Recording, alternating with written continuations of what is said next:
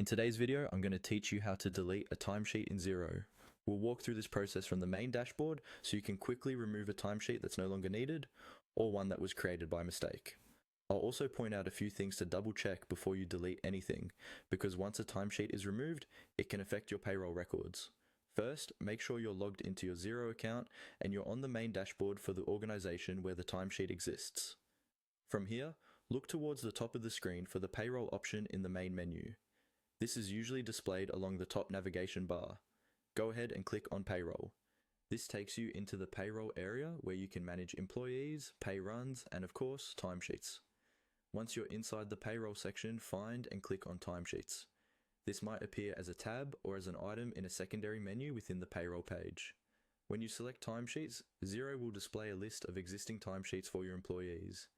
You'll typically see details such as employee names, pay periods status, and sometimes totals for the hours recorded.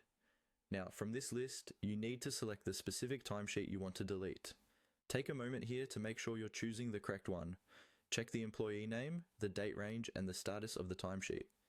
If the timesheet has already been included in an approved or posted pay run, you may not be able to delete it directly, or you might need to adjust the pay run first, depending on your Xero setup.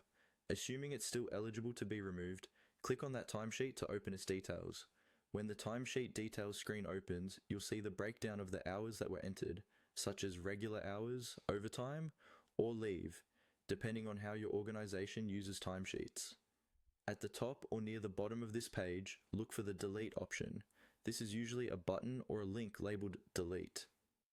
Before you click Delete, pause and confirm once again that this is definitely the timesheet you want to remove, because this action can't easily be undone and may impact payroll history or reports.